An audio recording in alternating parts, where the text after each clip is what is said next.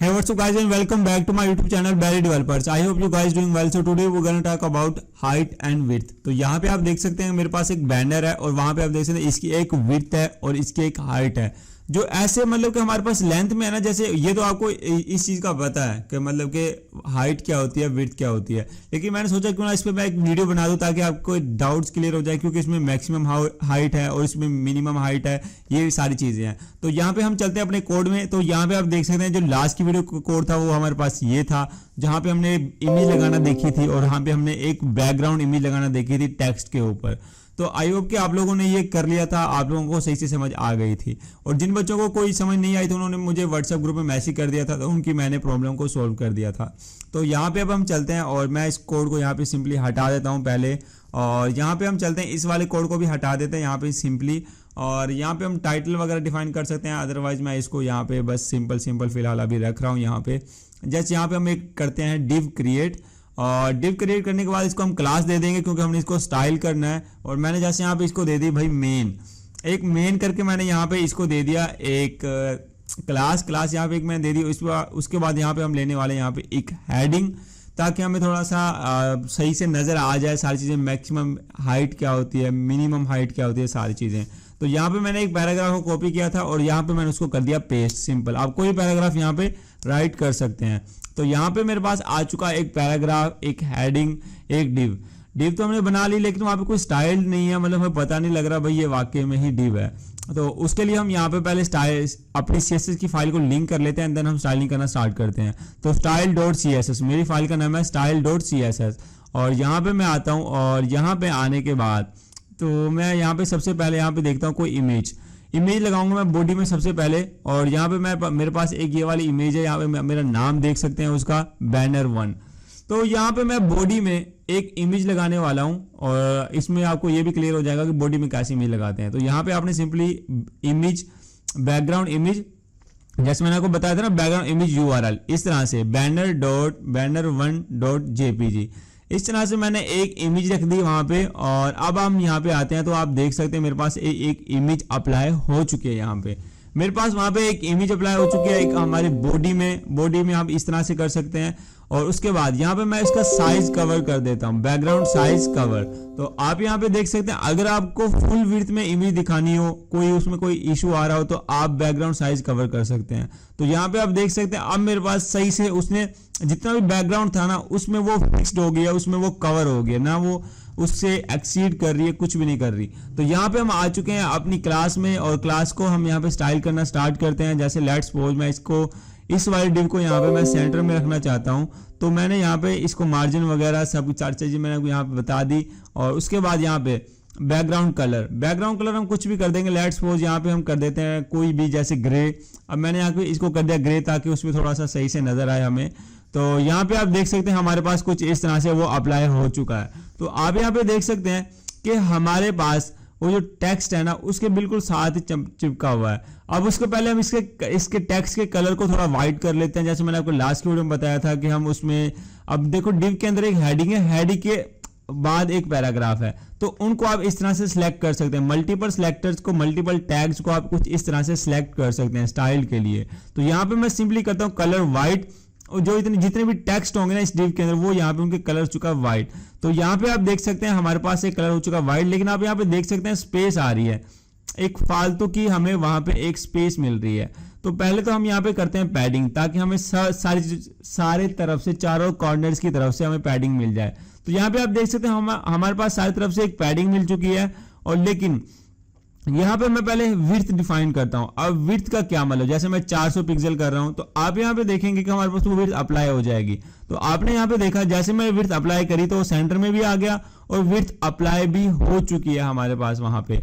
तो इस तरह से हमारे पास यहाँ पे विड्थ काम करती है। अब लेट्स सपोज जैसे मैं पैडिंग कम देता हूँ तो आप यहाँ पे देख सकते हैं कि मेरे पास एक जो विड्थ थी उसने 400 पिक्सल का उसको क्रिएट कर दिया इस तरह से विड्थ को। और जैसे मैं इसको थोड़ा कम करता हूं तो आप यहाँ पे देखेंगे कि मेरे पास वो फिल दोबारा यहाँ पे कम हो चुकी है, और लेकिन हमारे पास सेंटर में शो हो रही है, बिकॉज मैंने उसको मार्जिन जीरो करके यहाँ पे मैंने उसको सेंटर में शो करवा रखा है। अब जैसे मैं विड्थ करता हूँ 100%, 100 पिक्सल, जैसे मैं अब यहाँ पे किया 100%, तो यहाँ पे आप देखेंगे कि हमने जैसे 100% का, लेकिन फुल बॉडी में नहीं आ रहा वो फुल बॉडी में कैसे आएगा। तो बाय डिफॉल्ट बॉडी में एक होता है पैडिंग मार्जिन वगैरह, अब हम इसको कर देते हैं पैडिंग 0 और मार्जिन भी हम यहाँ पे कर देते हैं 0। अब यहाँ पे हम करते हैं कंट्रोल एस सेव। जैसे कंट्रोल रिफ्रेश करेंगे तो आप देख सकते हैं हमारे पास वो बिल्कुल एक फुल बॉडी में आ चुका है। वो इसलिए कि ब्राउजर में HTML में ना वैसे 50 पिक्सल उन्होंने पहले ही ले रखा होता है ब्राउजर ने। अब यहाँ पे आपने उसको डिफाइन कर दिया कि भाई नहीं, अब जैसे मैं इसको हटा के दोबारा जाता हूँ ना अपनी वेबसाइट, तो आप देख सकते हैं हमारे पास वहां पे कुछ स्पेस आ रही है जो कि एक सही नहीं लग रही है हमें, वहां पे एक स्पेस आ रही है। अब जैसे मैं इसको दोबारा से लगाता हूं और अब लगा के यहाँ पे करता हूं, तो अब आप देख सकते हैं मेरे पास यहाँ पे फुल विड्थ में आ चुकी है। जो मैंने वहां पे 100% अप्लाई करा था वो 100% मेरे फुल विड्थ पे अप्लाई हो रहा है यहाँ पे। तो इस तरह से आप विड्थ का अप्लाई करते हैं, इस तरह से आप बॉडी की पैडिंग और मार्जिन को बिल्कुल खत्म कर सकते हैं, 0 कर सकते हैं। अब लेट्स सपोज जैसे मैं यहाँ पे आता हूं और यहाँ पे मैं एक और डिव लेता हूं, मतलब कोई भी एक डिव, यहाँ पे जैसे मैंने उसको क्लास दे दी कुछ भी, जैसे डिव या div1 कुछ भी। अब मैंने इसको क्लास दे दी div1 और यहाँ पे मैं आता हूं और यहाँ पे आने के बाद मैं इसको सिलेक्ट कर लेता हूं डॉट से .div1 के नाम से मैंने इसको करा। और अब हम यहाँ पे इसको स्टाइल करना स्टार्ट करेंगे। मैं ट्राई करता हूँ कि इस फुल को कॉपी कर लूँ यहाँ पे और यहाँ पे लाके उसको सिंपल पेस्ट कर दूं और यहाँ पे इसको मैं कंट्रोल एस सेव और यहाँ पे कंट्रोल सी कॉपी और इस डिव के अंदर आके पेस्ट कर देता हूँ। अब मैं जैसे इसके अंदर आके पेस्ट करूंगा तो आप देख सकते हैं यहाँ पे कि मेरे पास एक सेक्शन है, देख सकते हैं एक सेक्शन है। जैसे जैसे मैं उसमें कंटेंट यूज कर रहा हूँ आप देख सकते हैं मेरे पास वो उस तरह से अप्लाई हो रहा है वहां, बिकॉज इसलिए कि हमने उसके पूरे स्टाइल को वहां पे कॉपी कर लिया यहाँ पे। अब इसका भी कलर ग्रे रहेगा कुछ इस तरह से। तो इस तरह से अभी तो फिलहाल हम इसको हटा देते हैं और मैं आपको कुछ चीज समझाने की यहाँ पे ट्राई करता हूँ। अब लेट्स सपोज यहाँ पे आप देख सकते हैं मेरे पास एक स्क्रॉल बार आ रहा है नीचे जो कि रिस्पॉन्सिव नहीं है वेबसाइट। तो आप देख सकते हैं जैसे मैं इसको कर रहा हूं तो स्क्रॉल बार आ रहा है हमारे पास यहाँ पे। तो ये किस तरह से हटेगा, बिकॉज वहां पे इमेज रिपीट कर रही है, मतलब इमेज एक दफा खत्म होती है ना उसी टाइम दोबारा से स्टार्ट हो जाती है। तो उसको हम कैसे खत्म कर सकते हैं। अब आप यहाँ पे देखेंगे मैंने जैसे हटाया, लेकिन देखें इमेज फिर भी मेरे पास इसी तरह से नजर आ रही है। यहाँ पे आप देख सकते हैं रिस्पॉन्सिव नहीं है। अब रिस्पॉन्सिव इमेज को रिस्पॉन्सिव बनाने के लिए और जो ये रिपीट हो रही है इस चीज इस वाली प्रॉब्लम के साथ हम कैसे इस वाली प्रॉब्लम को कैसे टैकल किया जाता है, बेसिकली हम इसके ऊपर बात करने वाले हैं यहाँ पे। अब लेट्स सपोज जैसे मैं यहाँ पे आता हूँ और जैसे विड्थ मैं इसको कुछ भी दे देता हूँ। लेट्स सपोज जैसे मैं आप करता हूँ भाई 200 पिक्सल या फिर कुछ भी। अब देखो मैं पहले इसको ज्यादा करके दिखाता हूँ। अब मैं जैसे ही ज्यादा करूंगा तो स्क्रॉल बार और बढ़ जाएगा।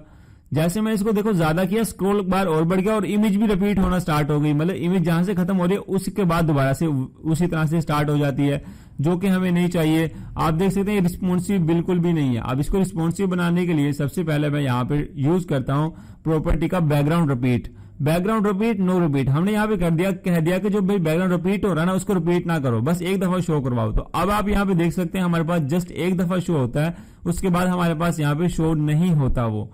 तो इस तरह से आप इस चीज का यूज करते हैं। अब let's suppose maximum hard maximum width को लगाने के लिए आपको सिर्फ लिखना MAX माइनस यहाँ पे, ठीक है, और विड्थ इस तरह से। अब आप देख सकते हैं कि मेरे पास मैक्सिमम मैंने हाइट रखी ज्यादा से ज्यादा 100% की यहाँ पे रखी और अब आप देख सकते हैं मेरे पास वहां पे स्क्रॉल बार नहीं आ रहा।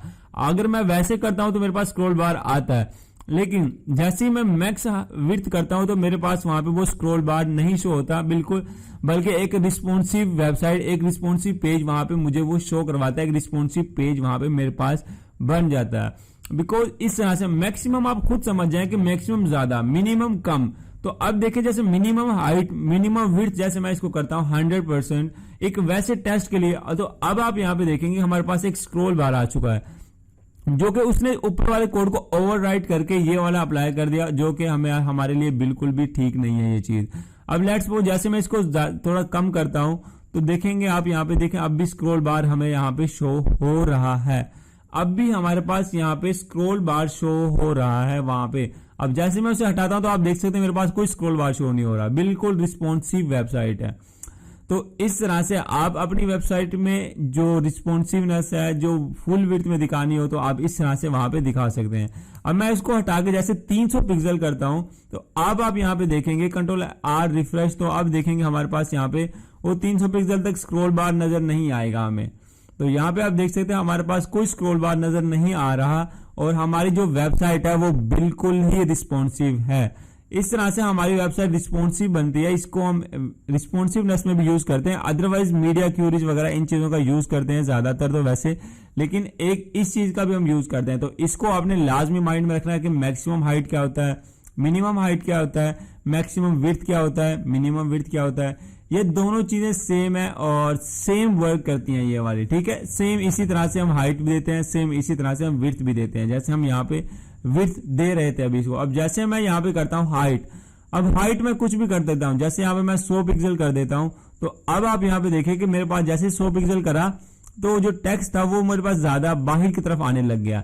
तो इसको मैं कॉपी करता हूँ, एक दो दफा पेस्ट करता हूँ, तो अब आपको सी समझ आने लगेगा कि अब आप देख सकते हैं कि मेरे पास डिव से बाहर आ गया टेक्स्ट, डिव से बाहर आ गया मेरे पास टेक्स्ट। लेकिन मैं ये चाहता था कि इस तरह ना हो, कल को मैं कोई और टेक्स्ट ऐड करूं तो मुझे सीएसएस में जाके हाइट ना डिफाइन करनी पड़े, ये खुद ब खुद हो जाए, खुद ब खुद बड़ा होता जाए, खुद ब खुद बड़ी हाइट होती जाए। तो कैसे होगा, क्या मैक्सिमम हाइट जो होगा, देखते हैं मैक्सिमम हाइट अप्लाई करी तो आप देख सकते हैं मेरे पास वहां पे अप्लाई नहीं हुई, वो हमारे पास वो अप्लाई नहीं। जैसे मैं मिनिमम हाइट करता हूं यहाँ पे, और अगर मैंने तो यहाँ पे पिक्सल करा हुआ ना, अब जैसे यहाँ पे आपने परसेंट में वैल्यू यूज करनी है, और अब आप यहाँ पे देखेंगे मेरे पास अप्लाई हो चुका है। तो देख सकते हैं मेरे पास अब अप्लाई हो चुका है। मैं जितने मर्जी दफा टेक्स्ट को यहाँ पे कॉपी पेस्ट करूं, जितना मर्जी कंटेंट मैं यहाँ पे ऐड करूं, मेरे पास वो इसी तरह से शो होने वाला है। अपने आप खुद ब खुद उसकी हाइट अपने आप खुद ब खुद इंक्रीज हो जाएगी।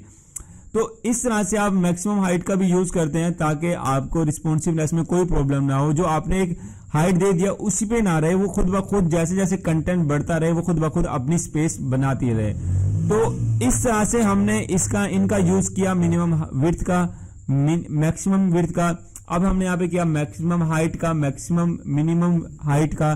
तो बेसिकली इस तरह से हम इन चीजों का यूज करते हैं। ये बहुत ज्यादा इजी टॉपिक था, लेकिन मैंने फिर भी चाहा कि मैं आप लोगों को बताऊं यहाँ पे सही से, ताकि आपको सही से समझ में आए यहाँ पे।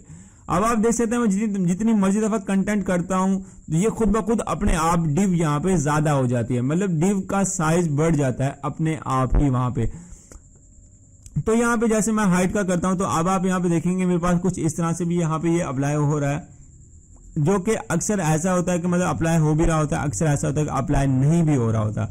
अब मैं यहाँ पे जैसे 500 पिक्सल कर रहा हूँ, अब 500 पिक्सल आप देखेंगे थोड़ा ज्यादा हो चुका है। मैं इसको थोड़ा कम करता हूँ यहाँ पे, जैसे मैं यहाँ पे 500 पिक्सल से थोड़ा कम करता हूँ, 300 पिक्सल करता हूँ, तो अब आप देखेंगे यहाँ पे वो मेरे पास इस तरह से हो चुका है। लेकिन जैसे मैं यहाँ पे मिनिमम हाइट करता हूँ, देखेंगे आप यहाँ पे कि मेरे पास वो दोबारा उसने उसी तरह से ले लिया।